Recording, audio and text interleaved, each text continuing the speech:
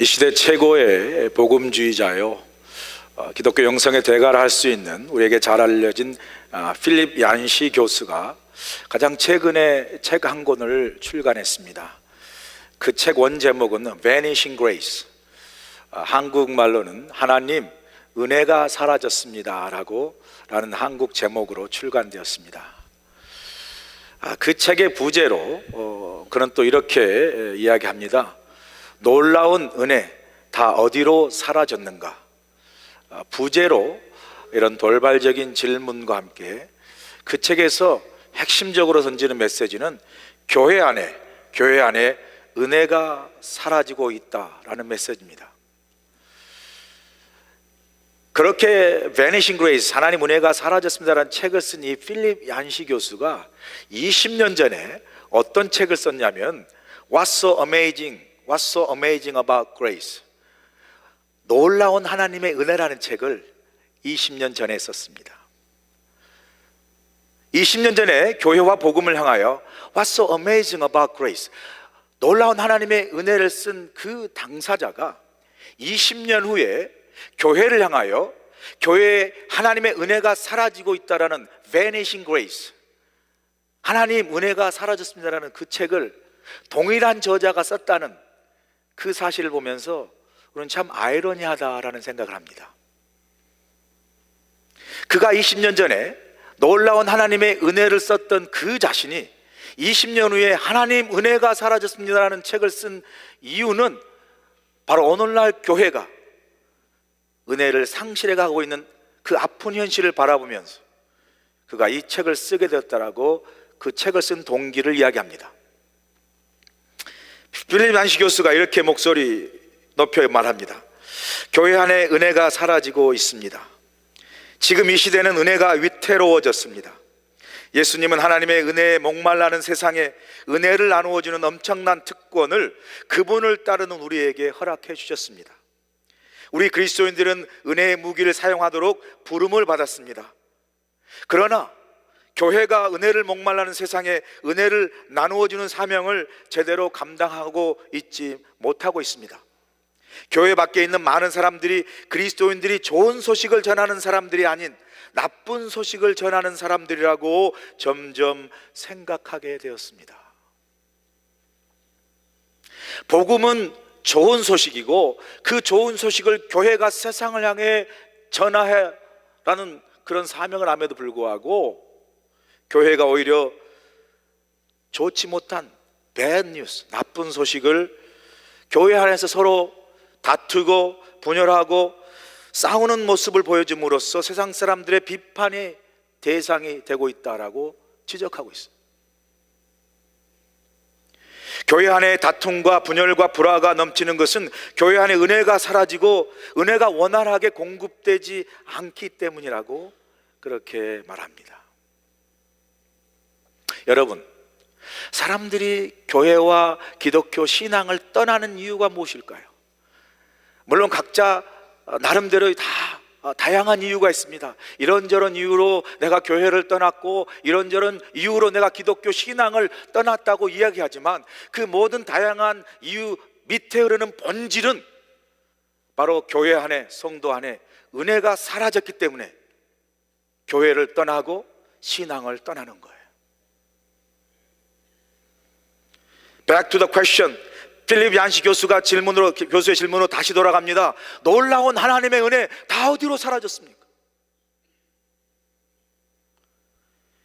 저는 이 질문이 다름한 이 책의 부제가 아니라 우리 자신과 한국 교회와 한국 성도와 우리 교회를 향하여 우리 스스로에게 던져야 할 질문이라고 생각합니다. 여러분 안에 하나님의 은혜가 있습니까? 우리 그리스도인이나 감리교회 안에 하나님의 은혜가 충만합니까? 이 질문을요, 우리 각자에게 던져야 되는 거예요. 오늘 본문에서 느헤미야는요, 성전을 재건하기에 앞서 하나님께 기도하면서 하나님께 가장 먼저 간구했던 기도가 뭔지 아세요? 하나님의 은혜를 구했습니다. 본문 11절에 보니까 주여 구하오니 귀를 기울이사 종의 기도와 주의 이름을 경외하기를 기뻐하는 종들의 기도를 들으시고 오늘 종이 형통하여 이 사람들 앞에서 은혜를 입게 하옵소서. 느헤미야가요, 지금 하나님께 뭘 간구합니까? 하나님의 은혜를 구하고 있어요. 하나님, 내가 이제 주께 간구합니다. 종의 기도를 들으시고 나로 하여금 하나님의 은혜를 입게 하옵소서 간절히 기도합니다. 저는 이 느헤미야의 간절한 기도가 오늘 한국교회와 한국 성도, 그리고 우리 자신과 우리 교회의 기도가 되어야 될 줄로 믿습니다. 필립 얀스 교수가 지적하지 않아도 지금 한국교회, 한국 성도, 아니 우리 교회, 우리 자신 안에 하나님의 은혜가 시들어가고 있어요. 하나님의 은혜가 사라져가고 있습니다. 메말라가고 있습니다. 그래서 정말 한국교회와 우리 안에, 우리 교회 안에 은혜가 사라지고 있는 위태로운 시대를 지금 우리는 살아가고 있습니다. 은혜가 위태로워진 시대, 이게 지금 우리 한국교회, 한국 성도들이 안고 있는 현실입니다. 지금 어느 때보다도 하나님의 은혜가 필요한 때인 줄로 저는 믿습니다. 느헤미야는 자신의 소원이 예루살렘 성벽의 재건이라는 대역사를 앞에 두고요, 자신에게 가장 필요한 것, 아니 이스라엘 백성에게 가장 필요한 것은 바로 하나님의 은혜인 걸 알았어요. 그 성벽 재건의 대역사를 이루기 위해서 물자와 인력이나 기술이 필요한 것이 아니라 그것에 앞서 지금 그 모든 성벽 재건을 이루기 위해서는 바로 하나님의 은혜를 제일 먼저 구하고 있어요. 왜요? 하나님의 은혜가 있어야 그 성벽 재건의 대역사를 이룰 수 있는 역사와 기적이 일어나기 때문에 그러는 거예요. 여러분, 하나님의 은혜가요, 하나님의 역사와 능력을 일으키는 통로입니다. 제가 지난번 교회에 8년 동안 목회했습니다. 그 교회를 부임하고 가니까 그 교회가 아주 어려운 상황에 있었습니다. 성전 건축을 하기 위해서 교인들이 다 성전 건축을 하자라고 마음을 모았다가 어떻게 성전 건축을 할 것인가, 성전 건축하는 방법 때문에 교회가 둘로 쫙 갈라졌어요. 한쪽은 그냥 기존에 있는 성전과 교육관을 다 쓸어버리고 완전히 새로 다 짓자. 다른 한쪽은 그건 too much, 너무 무리다. 어떻게 결정하에 따라서 성전 건축을 짓는 성전 건축비가 1200만 불, 1400만 불 넘어가는 그런 어떤 중요한 이슈 때문에 서로가 성전 건축하는 방법 때문에 분열이 생겼어요. 사실 들어보면요, 양측 다 사실 일리가 있고요, 그 어떤 논리가 다 정말 make sense, 이해할 수 있어요. 양쪽 다 교회를 사랑하는 마음이 똑같습니다. 단지 교회를 사랑해서 성전을 건축하자는 방법이 다른 것뿐이지 교회를 사랑하고 성전을 짓고자 하는 마음은 동일했어요. 그런데 그러한 교회를 사랑하는 다른 방법이 한쪽이 옳다, 한쪽이 틀렸다라는 판단과 감정의 문제로 딱 치사되니까요, 교회가 어려워졌어요. 분열이 왔습니다. 분열이 왔어요. 그렇게 교회가 분열되니까요, 20년, 30년 아이들을 같이 낳고 아이들을 같이 키우고 자라게 됐던, 그렇게 친했던 그 가정들이요, 그런 일로 한쪽과 저쪽으로 나눠지니까요, 그렇게 친했던 사람이 남이 돼요. 목사님 어떻게 하냐고요? 제가 그 교회에 15년 전에 부목사로 있었잖아요. 그리고 15년 후에 담임 목사로 파송되어 갔습니다. 그러니까 그분을 내가 알잖아요. 그분들이 15년 전에 어떻게 사이가 좋았던 걸 너무나 잘 알고 15년 후에 갔더니 이게 웬일입니까? 그 일로 완전히 남이 됐어요. 제가 담임으로 파송돼 가보니까 알겠더라고요. 저는 참 이상합니다. 이상하게 꼭 제가 있었던 교회로 파송을 받아요. 저는 지난번 교회도 제가 부목사로 있었던데 파송을 받았고, 이번에도 어쨌든 간에 제가 부목사로 파타임이지만 여기 사역했던 이 그리스도나 감리교회 파송을 받았어요. 하여튼 저는 징크스가 있어요. 하여튼 있는 교회에 갑니다. 그런데 다행스러운 건 있는 교회 가는 징크스가 그리스도나 감리교회에서 이제 스탑되고 깨졌어요. 왜냐하면 제가 있는 교회는 다 갔거든요. 파송을 받아서. 이제 갈 데가 없어요. 갈 데가, 파송받아 갈 데가 없네. 그런데 어떡합니까 이거? 여러분, 제가 여기서 은퇴하게 생겼어요 지금. 아니, 갈 데가 없으지. 여러분, 각오하셔야 돼요. 미운하거나 매년 보게 생겼어요 저를 지금. 이거 생각하니까 남진의 노래 미워도 다시 한번 생각나네요. 말이 없이 미워도 다시 한번, 뭐 그런 노래 있잖아요.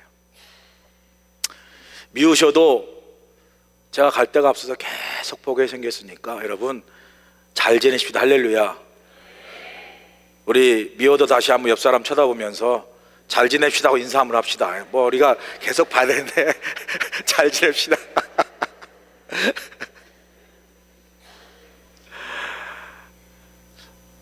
성전 건축으로 이렇게 마음이 달라지고 그것이 이렇게 서로의 감정으로 갈라지게 되니까 결국은 성전 건축이라는 대역사 공사가 교인총회에서 부결돼 버렸습니다. 치지 말자, 부결돼 버렸어요. 그렇게 되니까 성전 건축위원회가 해산돼 버렸어요. 성전 건축위원장도 그 일로 마음이 상실돼서 교회를 떠나버렸어요. 교회에서 큰 일을 감당했던 사람. 그리고 그 일로 상처받아서 여러 교인들이 다 떠나버렸어요.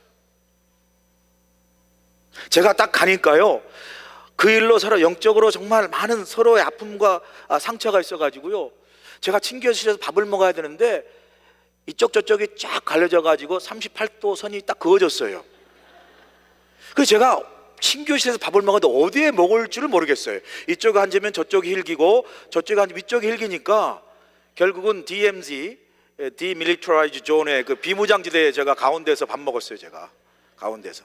이게 제일 편하더라고, 가운데서. 네. 참 재밌잖아요 여러분. 성전 건축을 하려다가 성전이 무너지는, 아이러니하잖아요. 성전을 건축하려다가 성전이 무너져요. 성전을 건축해서 정말 제대로 성문을 세워서, 성전문을 세워서 교회를 지려다가 오히려 성전문이 무너져서 그 무너진 성전문으로 교인들이 다 떠났어요. 성전 건축에서 교회가 영적으로 부흥하고 하나님의 은혜가 충만한 교회가 되겠다고 성전 건축을 시작했다가 오히려 서로 나누고 분열됨으로써 영적 침체가 되고 교회가 은혜가 사라져버리는 패러닥스, 역설 아닙니까 이게? 아이러니하잖아요. 성전 건축하려다가 성전이 무너지고 있으니. 마치 느헤미야가 하나님으로부터 예루살렘 형편을 듣고 보고받을 때 예루살렘 성이 허물어지고 성문은 불타 무너지고 백성들은 큰 환난을 당해서 당하고 있는 유다와 이스라엘 백성들의 상황과 아주 흡사했어요. 그랬던 교회였습니다. 교회가 아주 위기였습니다. 위기였어요. 그런데 여러분, 위기란 뭐냐면요, 위하여 기도할 때입니다. 위하여 기도할 때. 우리가 위기를 만날 때 그 위기를 위하여 기도하는 거예요. 느헤미야가요, 위기를 만났을 때, 성벽 재건에 무너진 위기를 만났을 때 하나님께 기도로 회개로 나아간 것처럼 제가 할 수 있는 게 없어요. 그저 그 현실을 앞에 두고 교인들과 함께 8년 전에 하나님 앞에 눈물로 기도하는 것밖에 없었어요. 눈물로 기도했습니다. 우리가 이 무너지고 황폐한 각자의 무너진 마음, 영적으로 침체되고 은혜가 사라진 그곳에 오직 은혜를 입기 위해서는 하나님께 기도로 함께 나가는 것. 그래서요, 제가 24시간 릴레이 기도를 했습니다. 24시간 릴레이 기도. 전 교인이 24시간 나와서 기도하는 거예요. 사인해서요 20시간 새벽 1시 2시고 계속해서 나와서 기도하는 거예요.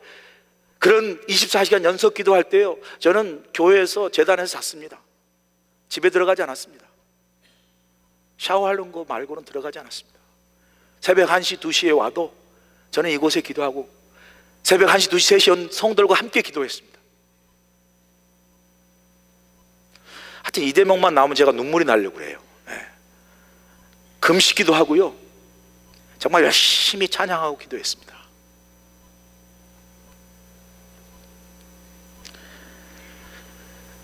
그렇게 간절히 기도하고 나가니까요, 하나님께서 참 우리 각자 마음에 은혜를 부어주시더라고요.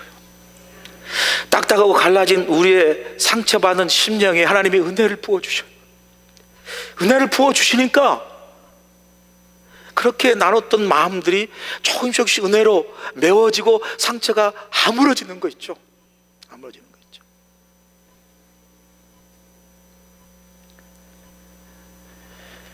그러니까요, 그렇게 무너져고 성전 건축이 다 와야 된 그런 교회가, 전 교인이 다시 성전 건축을 합시다. 성전 건축위원회를 조직하고 성전 건축위원장을 다시 세우고, 그리고 제가 성전 본당을 먼저 짓고 교육관을 나중에 제2차로 짓자라는 제 의견에 전부 다 한마음이 되어서 성전 건축을 해서 1차, 2차, 3차 성전 건축을 하고 750만 불의 공사로 성전을 지었습니다. IMF 시대라요, 힘들고 어려웠습니다. 그런데 그 힘들고 어려운 때 건축비가 뚝 떨어져서 오히려 1,000만 불 넘는 공사를 1,000만 불 들지 않고 그렇게 지어낼 수 있는 은혜를 또 하나님께서 베푸시더라고요. 700만 불 넘는 성전 건축을 교인 150입니다. 놀라지도 않아요, 여러분들. 안 놀라는 은사가 있어요. 나는 지금 말하면서 놀라는데, 여러분, 기적입니다. 분명히 150명으로 감당하기 어려운 그 일인데 하나님의 은혜가 임하니까요, 성도들이 마음에 물리고 합심해서, 우리 교회 부자 성도들 없습니다. 그러나 개미군단처럼 합심해서 함께 힘을 모으니까요, 하나님께서 그 은혜 속에 역사하신 성도들의 능력을 통하여 하나님께서 능력이 은혜 가운데 임하니까 놀라운 성전을 재건하는, 건축하는 역사를 이뤘습니다. 할렐루야. 은혜는 하나님의 능력의 역사가 임하는 통로입니다. 여러분, 하나님의 은혜는요, 어려운 것을 쉽게 넘어가게 해요. 교회나 가정이나 여러분 삶에 잘 보세요. 은혜가 있으면 어려운 일도 쉽게 갑니다. 그거 아세요? 분명히 어려운 일인데 교회 안에 은혜가 있으면요, 은혜 안에서 충분히 이 어려운 일도 우리가 풀 수 있다는 마음으로 그 은혜 속에 어려운 일이 쉽게 넘어가지만, 은혜가 없으면 아주 작은 일도 어려워지는 거예요. 왜요? 은혜가 있기 때문에. 여러분 삶을 보세요. 은혜가 있으면 살다 보면 왜 어려운 일이 없습니까? 그러나 하나님의 은혜가 있으면요, 그 어려운 일도 주의 은혜 안에서 기쁨과 감사함으로 나갈 수 있지만, 아주 작은 일도 은혜가 없으면요, 그게 그렇게 불평이 되고 원망이 되고 불만이 되는 거예요. 느헤미야는요, 성벽 재건을 위해서 그 어떤 것보다도 하나님의 은혜를 먼저 구한 것은, 하나님의 은혜가 그런 능력의 역사의 통로인 걸 알았어요. 여러분, 느헤미야의 기도를 보면요, 느헤미야가 하나님의 은혜를 정확히 이해하고 인식하고 그리고 고백하는 걸 보게 됩니다. 여러분, 은혜를 알아야 은혜를 구합니다. 은혜를 모르면 은혜 구하지 않아요. 느헤미야는 그 기도 속에 하나님이 어떠한 은혜를 베푸시고 어떠한 은혜 속에서 그 능력의 역사를 베푸시지를 정확히 알았기 때문에, 우리가 오늘 그 기도를 잘 살펴보시면요, 느헤미야의 은혜의 고백을 통하여 우리가 하나님의 은혜를 보게 되고, 그 느헤미야 고백한 은혜가 우리가 하나님께 구하는 은혜의 귀한 기도가 되기를 간절히 소원합니다. 느헤미야가 고백한 하나님의 은혜를 보니까, 첫 번째, 하나님의 은혜는 우리를 끝까지 찾으시는 은혜, 끝까지 찾으시는 은혜. 본문 9절에 보니까, 만일 내게로 돌아와 내 계명을 지켜 행하면 너희 쫓긴 자가 하늘 끝에 있을지라도 내가 거기서부터 그들을 모아 내 이름을 두려고 택한 곳에 돌아오게 하리라 하신 말씀. 이곳에 보면 느헤미야가 하나님의 은혜는 우리를 끝까지 포기하지 않고 찾아오시는 은혜라는 것을 잘 말씀하고 있어요. 8절에 보니까, 옛적에 주께서 주의적 모세에게 명령하여 이르시되 만일 너희가 범죄하면 내가 너희에게 여러 나라 가운데 흩을 것이요. 하나님께서 모세에게 율법의 말씀대로 너희가 범죄하면 흩겠다는 약속대로 하나님이 이스라엘 백성이 범죄하니까 흩어버렸어요. 나라를 잃어버리게 하고요, 그죠? 그리고 포로가 돼서 완전히 이방 땅에 흩어버리셨어요. 나라 잃고 포로 되고요, 그저 흩어져 버린 잊혀진 백성이 되었다라는 거예요. 그런 백성을 하나님은 잊지 않고 다시 찾아오셔요. 구절에 보니까 서두에 만일 내게로 돌아와 내 계명을 지켜 행하면이라는 단서가 붙었어요. 그래서 그 단서대로 이스라엘 백성들이 하나님께 계명을 잘 지키고 의로워져서 이제 합격이다라고, 그래서 하나님이 돌아오신 게 아니라 여전히 그들 하나님 앞에 불순종했어요. 그럼에도 불구하고 하나님은 그들을 찾아오셨어요. 구절 보세요. 구절에 보니까 이런 말씀이 그 안에 있습니다. 너희 쫓긴 자가 하늘 끝에 서 있을지라도 내가 거기서부터 그들을 모아 내 이름을 두려고 택한 곳에 돌아오게 하리라. 하나님께서 말씀하세요. 이스라엘 백성, 우리가 죄로 인해서 하나님으로 멀어진 곳이 하늘 끝일지라도, 세상 끝일지라도 그 하늘 끝, 세상 끝, 거기까지 하나님께서 잊지 않고 찾아오신다는 거예요. 그리고 은혜를 베푸셔서 우리를 그곳에까지 찾아오셔서 부르셨기에 우리가, 저와 여러분이 여기에 있는 줄로 믿습니다. 여러분, 우리가 하나님 찾은 거 아니에요. 하나님 우리를 찾아오신 거예요. 찾아오신 거예요. 여러분이 주님 찾아오셔서 주님 만나기 전에 얼마나 멀리 떨어져 있었는지 보세요. 여러분 주님 믿기 전에 여러분의 모습을 보세요. 저도요, 정말 주님 죄를 찾아와 만나주기 전까지 주님으로부터 멀리 떨어져 있었습니다. 저희 형님은 큰아들이라, 저희 아버님 목사님이기 때문에 큰아들은 하나님 앞에 첫 열매로 드린다고 그래가지고요, 저희 형님은 초이스가 없이 고등학교 졸업하고 무조건 신학교 갔습니다. 그리고 목사 됐어요. 근데 저는 아니잖아요. 저는 그래서 일반 대학 가서요, 참 자유로운 세상을 만끽했습니다. 목사들로 살다가 세상 가니까 너무 좋아요. 그래서 정말 대학 가서 교회 갈 때보다 안 간 날이 훨씬 많았고요, 정말 제 마음대로 많이 살았어요. 저희 학교가 또 술을 많이 먹는 학교라 술을 많이 먹어야 대학을 졸업한 줄 알고 많이 마셨어요, 제가. 네, 정말 그랬습니다. 대학에 제가 잠깐 그렇게 갔었던 곳이 종로에 이제 무랑루즈라는 게 있어요. 무랑루즈 혹시 아세요? 거룩해서 아무도 몰라. 네, 극장식 술집이에요. 그게 가면 이제 저를 반기는 백두산, 뭐 홍길동 막 이렇게 다 웨이터들이 기다리고 막 반겨줘요. 네, 잘 모르시는구나. 참 제가 이렇게 주님으로부터 멀리 떨어 다른 주님을 열심히 섬겼습니다. 제가 그런 저에게까지 주님이 찾아오셨어요. 찾아오실 뿐만 아니라 저를 개인적으로 만나주시고 저를 하나님의 은혜 알게 하시고 그리고 목사로 부르셨어요.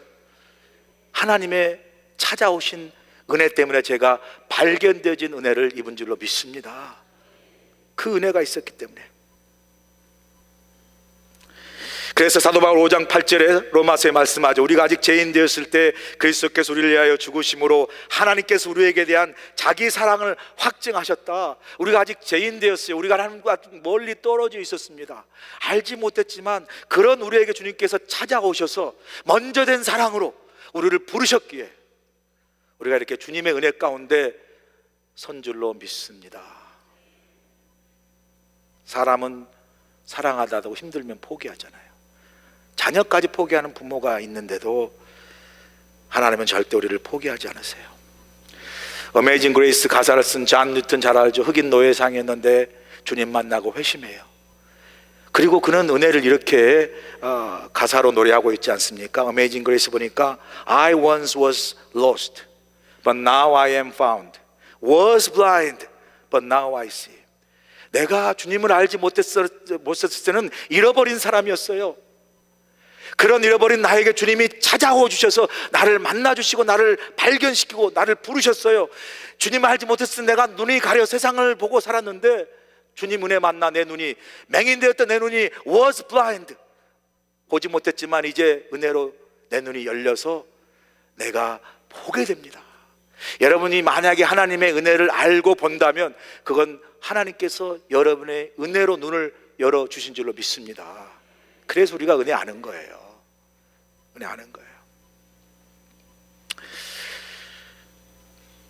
두 번째로 하나님의 은혜는요, 모으고 돌아오게 하시는 것이 하나님의 은혜예요. 9절 보니까 또 이렇게 말씀하시죠. 만일 내게로 돌아와 내 계명을 지키면 쫓긴 자가 하늘 끝에 있을지라도 내가 거기서부터 그들을 모아 내 이름을 두려고 택한 곳에 돌아오게 하라 하신 말씀을 이제 청하건대 기억하옵소서. 여러분, 기독교 신앙과 교회를 떠나는 게 그 이유가 은혜가 없고 사라지기 때문에 그래요. 거꾸로 이야기하면 하나님의 은혜가 임하면 그곳에 사람이 모이고 돌아오는 역사가 일어난 줄로 믿습니다. 제가 지난번에 교회에 그 상황을 말씀드렸죠. 많이 갈라지고 힘들어서 저희 교회가 소문이 바깥에 좋지 않게 났습니다. 이상하게 이 교회 소문은 교회 다니는 우리보다 바깥 사람이 더 잘 알아요. 제가 어느 날 그쪽에서 교회를 식당에 갔는데, 제가 식당을 가면 이제 아는 분이 있어서, 목사님, 저 아는 분이 있어서 그 웨이트리스가 하신 말씀, 목사님 그랬다면서요? 그 교회에. 제가 담임 목사인데 모르는 이야기인데요. 그랬더니, 아니 담임 목사님 그것도 모르세요? 하고 저보다 더 잘 알아요. 우리 교회가 소문이 좋지 않게 나서 그 교회 갈라지고 싸워서 갈라진 교회, 그렇게 소문이 나가지고 사람들이 교회를 가려면 그 교회 가지 말라고 막아요. 그리고 다른 교회 가라고 다른 교회를 추천했어요. 우리 교회가요, 교회를 짓는다 그러니까 어떻게 밖으로 소문이 났냐면, 그 교회가 싸워서 망해가지고 서울의 큰 주님의 교회가 LA 지교회로 주님의 교회를 세운다더라 소문이 났어요. 저희 교회가 주님의 교회잖아요. 제가 부임한 지 6개월이 됐고 1년이 돼서 이제 바나바 사역부장을 만나는데, 바나바 사역부장님이 와가지고 사역부를 보고하는데, 바나바가 새 가족 환영하는 부서 아닙니까? 가봤더니 목사님 1년 돼도 등록한 사람이 한 사람도 없어요. 교회가 소문이 안 좋으니까요, 개점 휴업이에요. 팔이 날립니다. 죄송합니다, 이런 표현을 써서. 정말이에요. 1년이 돼도 새 가족이 오지 않는 거예요. 그런데요,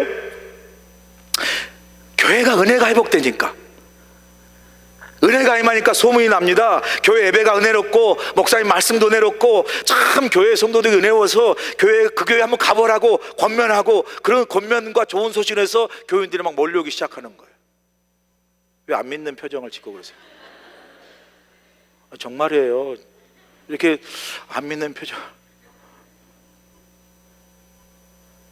6개월 동안 한 명도 오지 않는 성도들이요, 매주일 10명에서 20명이 방문하는 거예요. 새가족부가 그 방문자들, 또 방문자 가운데 등록한 사람을 환영하고 웰컴하는데 너무 바빠진 거예요. 그런데 우리 교회가 한 게 아무것도 없어요. 그냥 교회가 성도가 예배 속에서, 말씀 속, 기도 속에서 성도 하나 되고 은혜를 회복한 것밖에 없어요.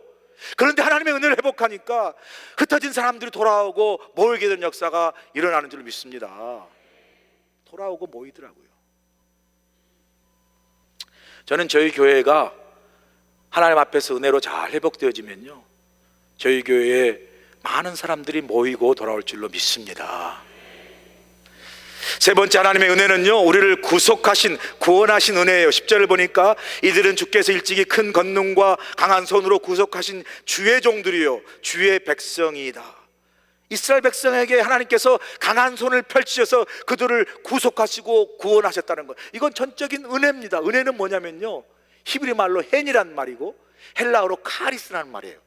이 단어의 뜻은 하나님의 선물이라는 뜻인데, 선물은 여러분이 패한 거 아니잖아요. 값없이 받은 거잖아요. 그래서 우리가 보통 은혜라고 이야기할 때, 은혜는 하나님께서 우리에게 값없이 주신 선물입니다, 이런 말이에요. 여러분, 우리가 값없이 주신 하나님의 은혜를 받았기 때문에 우리가 하나님 앞에 구원받은 줄로 믿습니다. 하나님의 은혜가 아니었으면 나는 어떻게 살았을까, 가끔 그런 생각이에요.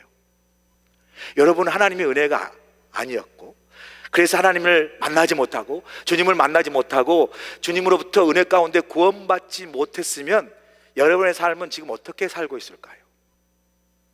저도 내가 만약 하나님을 알지 못하고 주께서 은혜를 베푸셔서 나를 구원하지 않았으면 내가 지금 어떻게 살고 있을까? 제가 어떻게 살고 있는 건 궁금하지 마시고 여러분은 한번 어떻게 생각 궁금해 보세요. 여러분 만약에 주님을 알지 못했으면 어떻게 여러분이 살고 있었을까? 한번 생각해 보세요.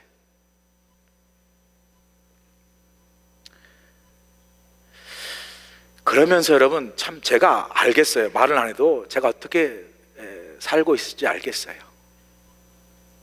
그러면 생각하는 건요, 하나님의 가장 큰 권능과 능력이 있다면 오늘 느헤미야 고백처럼 강한 손으로 저와 여러분을 구원하신 그 능력인 줄로 믿습니다. 나를 주님 믿게 하고요, 나를 하나님 은혜 알게 해서 나를 바꾸고 변하게 시킨 이 하나님의 능력이야말로 저는 기적 중에 기적이고 능력 중에 능력이라고 생각합니다. 여러분 솔직히 우리 잘 보세요. 여러분 하와이 사실 정도면 얼마나 훌륭한 사람이세요. 이렇게 이민 오셔가지고 여러분 사시는 여러분 스스로를 봐도 대견스럽고요, 그래서 다 훌륭하기 때문에 여러분에게 스스로 프라우드가 많죠. 그래서 여러분 누가 여러분에게 당신 잘못했으니까 바꿔야 돼 이야기하면요, 여러분 콧방귀 뀌면서 절대 안 바뀔 사람이에요. 여러분 누가 말한다고 바뀝니까? 저도 누가 말한다고 안 바뀌는 사람이에요. 다 우리가 다 다른 사람은 바꿀지 몰라도 나는 내 자신을 못 바꾼다는, 솔직히 말하면요, 사람 바꾼다는 건 불가능합니다. 그런 저와 여러분을 누가 바꿨습니까? 하나님이 바꾸셨어요. 하나님이 구원시켜 주신 거예요. 새 사람 되게 하신 거예요. 기적 중에 기적은요, 그래서 여러분이 하나님의 은혜로 구원받고 변화돼 새 사람 된 그것이 가장 큰 기적인 줄로 믿습니다. 여러분 이어령 교수 아시죠? 75세 때 세례받고 하나님의 백성 크리스찬이 됐어요. 75세 때 그가요, 정말 75세 때 세례를 받을 때 무릎 꿇고 세례를 받게 되는데 철저한 무신론자잖아요. 하나님 믿지 않았어요. 지성의 대표자고 철저한 무신론자는 그가 이제 고 작고한 하용조 목사님부터 세례를 받았어요. 그 세례받은 모습을 보면서 이런 교수가 이런 말을 합니다. 무릎 꿇은 내 모습을 영상으로 보니 충격적이었다. 재수 같기도 하고 지금까지 살면서 아버지 앞에서도 선생님 앞에서도 무릎을 꿇어본 적이 없었다. 사람들이 농담으로 이어른 교수가 예수 믿으면 그때 지구에 종말이 온다 그랬잖아요. 하영조 목사님이 세례 주고 나서 이렇게 말했대요.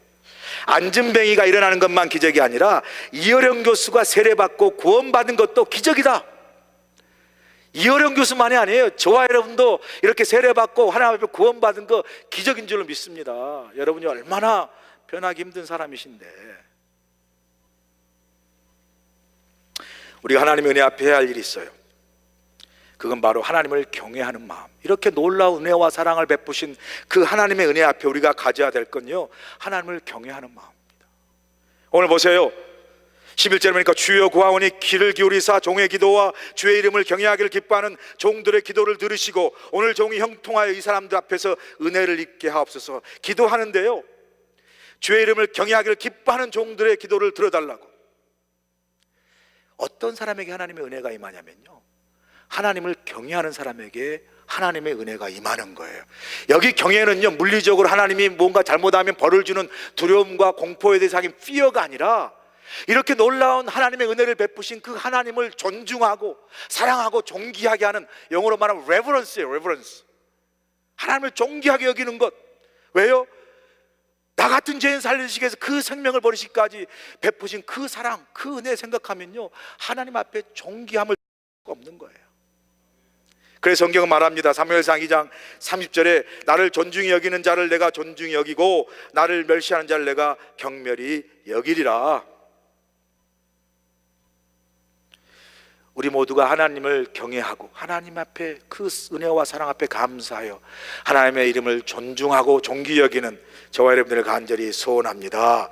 그런 느헤미야 기도를 들으시고 하나님이 은혜를 베푸셔서 그를 형통케 하시는데요, 11절에 보니까 그를 왕의 술 관원으로 세웠습니다. 왕의 술 관원은 당시 왕들이 그 술에 독에 탄 술로 많이 이렇게 죽음을 당했기 때문에 자기가 가장 신뢰했던 그 사람에게 그 자리를 맡겨요.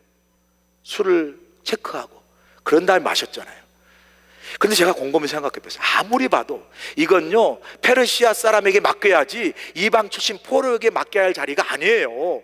팔은 안으로 굽는다는데. 그런데 하나님께서 왕의 앞에서 은혜를 베푸셔서 그 자리에 포로 출신 느헤미야가 가장 채찍근 실세로 앉게 하는 은혜를 베푸셨어요. 이건 불가능한 거예요. 세상 사람들은 세상에서 성공한 사람을 자수성가한다 그러죠. 우리 그리스도인들은요, 하나님의 은혜를 입고 형통한 신수성가의 삶을 살아야 될 줄로 믿습니다. 하나님이 축복한 삶을 사셔야 돼요. 결론입니다. 교회의 은혜가 사라지고 있습니다. 교회 여러 가지 현실로 인해서 사람들이 실망하여 교회를 떠납니다. 신앙을 떠납니다. 그럼에도 불구하고 교회는 여전히 하나님의 은혜를 세상에 나누고 전해야 할 대안이요, 세상의 소망이요, 통로인 줄로 믿습니다. 이어령 교수가 물을 파는 사람이란 책에서 이렇게 씁니다. 한번 들어보세요. 식당이라고 다 맛있는 음식이 나오던가, 병원 간다고 다 병이 낫던가, 극장 가면 재미있는 명화만 트는가, 그래도 배고프면 식당을 찾아가듯이 모든 교회가 다 탈속하고 영적인 것은 아니지만 역시 영혼이 메마른 사람이 찾아갈 곳은 교회가 아닌가. 부패한 교회가 있다고 해서 교회를 가지 말라는 것은 병원 의사가 오진하여 죽었으니 앞으로 병이 나도 병원 가지 말라는 말과 같습니다. 그리고 그의 책 마지막으로 이렇게 결론 내립니다. 75살 나이에 하나님의 은혜로 세례를 받고 그리스도인이 된 이어령 교수가 그 책을 이렇게 마무리해요. 들어보세요. 해가 뉘엿뉘엿 질 무렵에야 겨우 포도밭에 왔는데 나에게도 똑같이 품삯을 주시는 하나님, 뒤늦게 왔는데 앞장을 서게 하신 하나님, 하늘나라, 이런 횡재가 어디 있겠는가. 내가 늦게 왔지만 하나님께 정말 감사드리고 그동안 못한 일을 하면 틀림없이 성경의 포도원 주인처럼 나에게 같은 은혜를 주실 거라고 나는 믿습니다. 우리가 다 부족합니다. 아직도 늦게 돌아와서 주님 앞에 하지 못한 일이 많습니다. 그런 하나님의 은혜를 구하고 우리가 하나님께 돌아오면 우리 모두에게 동일한 은혜를 베푸실 줄로 믿습니다. 이 은혜를 가지고 우리의 삶과 우리 교회를 회복해 나가는 저와 여러분 되시는 간절히 축원합니다. 기도하시겠습니다. 좋으신 하나님 감사합니다. 은혜가 사라지고 있는 이때에 하나님 하늘을 여시고 저희 심령 안에 우리 교회에, 한국교회 한국 백성들에게, 성도들에게 하나님의 은혜를 부어 주시옵소서. 하나님의 은혜를 있게 하여 주시옵소서. 그 은혜를 힘입어 교회를 세우고 우리 인생을 새롭게 세워나가는 축복을 우리에게 허락하여 주시옵소서. 예수님의 귀하심으로 감사하며 기도하옵나이다. 아멘.